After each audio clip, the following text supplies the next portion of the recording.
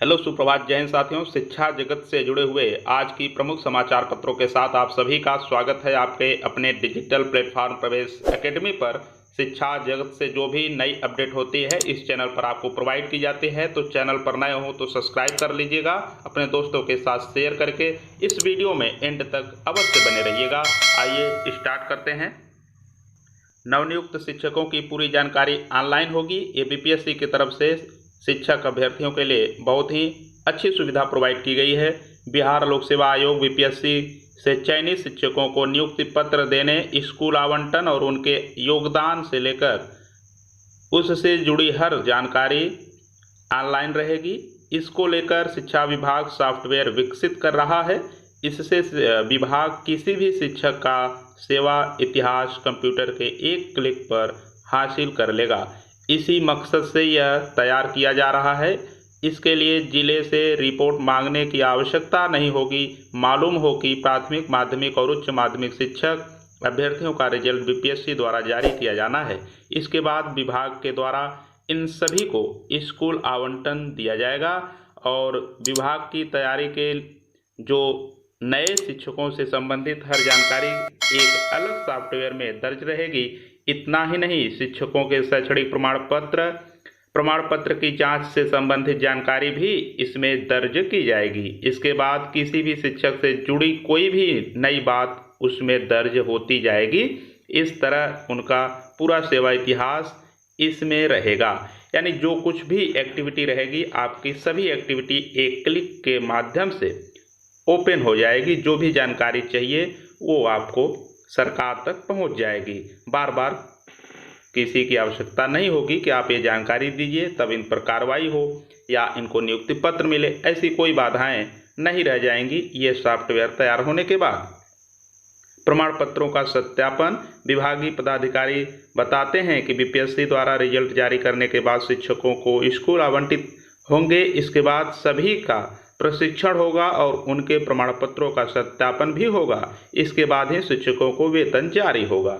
तो शिक्षकों की जो वेतन है वो पूरी तैयारी के बाद ही मिलेगी। यानी जो ट्रेनिंग हो जाएगी, ट्रेनिंग के बाद जो सॉफ्टवेयर तैयार हो रहा है, सॉफ्टवेयर में इनको सॉफ्टवेयर के ही माध्यम से नवनियुक्त पत्र मिलेगा।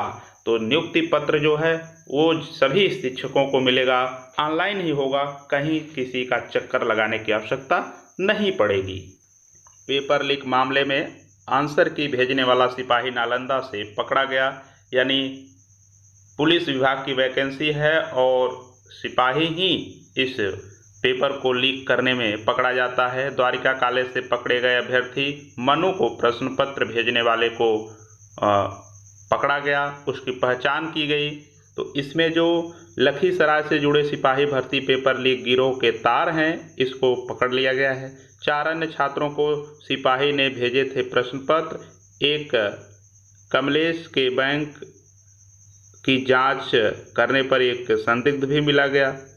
तो एक कहीं न कहीं ये पूरा जो पेपर लीक का मामला है, ये पुलिस वैकेंसी जब भी बिहार की होती है, आज की बात नहीं कर रहा हूँ, 2-3 साल पहले भी जब वैकेंसी आई थी उस वक्त भी पेपर लीक हुए थे और इतने बड़े संख्या में बिहार से, अदर राज्यों से विद्यार्थी आए हुए थे। लेकिन वही बात हुआ, पेपर देने के लिए सेंटर पर जाने के बाद ही हर मोबाइल में हर लोगों के पास पेपर पाया गया। इसके बाद रद्द कर दिया गया। ये तो शिक्षक भर्ती के अभ्यर्थी बहुत बीपीएससी का आभारी रहेंगे कि उन्होंने बड़े अच्छे से इस पूरे 1,70,000 अभ्यर्थियों के लिए अच्छा कार्य किया है कि किसी भी प्रकार की कोई सेंधमारी इस पेपर में नहीं हुई है। बहुत अच्छे से एक ही बार, एक ही खर्चे में पेपर संपन्न हुआ। अन्यथा पेपर आउट होता, दोबारा पेपर होता तो एक ही बार में इतने पैसे खर्च हुए। इसके बाद जो दूर दूर से अभ्यर्थी आए थे उनके लिए बड़ा ही मुसीबत हो जाता। तो पेपर भी आउट नहीं हुआ। पेपर डिफ़िकल्ट जरूर रहा लेकिन पेपर आउट नहीं हुआ, जिससे कम मेरिट जाएगा और कम से कम नंबर वालों का भी चयन हो जाएगा। तो पेपर न आउट हो, इसके लिए सरकार को पूरे तैयारी से रहना ही चाहिए। अगर आज बीपीएससी, इसके पहले भी पेपर आउट हुआ था जिससे बीपीएससी की भी बड़ी आलोचनाएं हुई थी, लेकिन बीपीएससी ने ठाना कि इस बार हम नकल नहीं करने देंगे, तो उन्होंने करके दिखाया। तो सरकार और आयोग जब तक नहीं चाहती है पेपर लीक नहीं होते हैं।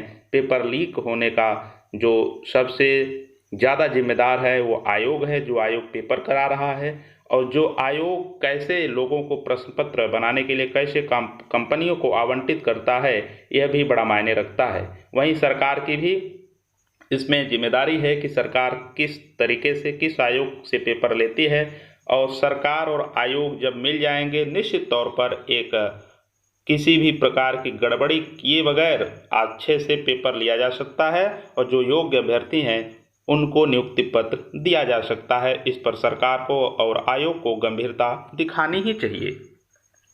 सिविल लाइन्स धरना स्थल पर प्रदर्शन करते डीएलएड संयुक्त प्रशिक्षु मोर्चा के लोग। तो डीएलएड के लोग उत्तर प्रदेश में हुंकार भर दिए हैं, क्योंकि बिहार में, मध्य प्रदेश में, राजस्थान में हर जगह प्राथमिक लेवल पर वैकेंसी हुई है, और वहाँ अन्य राज्य के लोग भी शामिल हुए हैं। इसी कड़ी में अब उत्तर प्रदेश की बारी है कि यहाँ भी 70 से 80 हज़ार वैकेंसी आए, जिससे सीटें भी भरें और नौनिहाल पढ़ भी सकें और बेरोजगारों को रोजगार भी मिल सकें। नई शिक्षक भर्ती के तीसरे दिन भी दिया धरना। तो ये अनवरत धरना इसके पहले कई बार हो जा चुके हैं, लेकिन ये जो तीसरा दिन का धरना है निश्चित तौर पर ये ऐतिहासिक धरना होने वाला है, और इस बार तो सरकार को झुकना ही पड़ेगा। और मैं आपको बताता चलूँ, उत्तर प्रदेश में किसी भी राज्य के लोग अप्लाई करते हैं तो बिहार, राजस्थान, मध्य प्रदेश, तमाम राज्यों के लोग उत्तर प्रदेश में नौकरियां करते हैं। तो सभी राज्यों के लिए अपॉर्चुनिटी होगी अगर यहाँ एक बड़ी वैकेंसी आ जाती है। परिषदीय प्राथमिक स्कूलों में शिक्षकों के 1.26 लाख यानी 1,26,000 पद रिक्त हैं। तो मैं आपको बता दूं, ये लगभग 1 से 1.25 लाख वैकेंसी समाप्त करने के बाद इतनी वैकेंसी है। अन्यथा अगर 1 साल पहले ये दिए होते तो निश्चित तौर पर 2 लाख वैकेंसी, 2.5 लाख वैकेंसी खाली थी। तो 1,26,000 रिक्त पद होने के बावजूद 5 वर्षों से भर्ती शुरू नहीं होने पर डीएलएड प्रशिक्षित बेरोजगारों ने बुधवार को पत्थर गिरजाघर के पास लगातार तीसरे दिन धरना दिया। धरने का नेतृत्व कर रहे रजत सिंह का मंगलवार को चिकित्सीय प्रशिक्षण कराया गया। अभ्यर्थियों का कहना है कि जब तक भर्ती शुरू होने का लिखित आश्वासन नहीं मिलता तब तक यह धरने में से नहीं हटते हैं, और नहीं मिलता तब तक वह धरने से किसी भी तरीके से धरना समाप्त करने की बात नहीं करेंगे। धरना देने वालों में विशु यादव, विनोद पटेल, लवकुश मौर्य, धर्मवीर मौर्य, अजीत मौर्य, सुधीर अनंत आदि उपस्थित रहे। न केवल इतने लोग बल्कि इनके साथ कंधे से कंधा मिलाकर चलने वाले वो सभी लोग जो जमीन पर बैठ करके अपने उज्जवल भविष्य के लिए, अपने सपनों को साकार करने के लिए उस धरने में साथ दे रहे हैं। सभी लोगों का तहे दिल से शुक्रिया। और जितने भी लोग इस भर्ती में, चाहे किसी भी राज्य के लोग हों, अगर आना चाहते हैं तो निश्चित तौर पर सहयोग करें। अगर भर्ती आएगी तो सिर्फ एक राज्य के लिए नहीं, सभी राज्य के लोग इसमें सम्मिलित होंगे, सभी को अवसर भी मिलेगा, सभी को नियुक्ति पत्र भी मिलेगा। इसलिए सभी लोग धरने में साथ अवश्य दें। जय हिंद। मिलते हैं नेक्स्ट वीडियो में नई अपडेट के साथ। चैनल पर नए हों तो सब्सक्राइब अवश्य करिएगा। जय हिंद।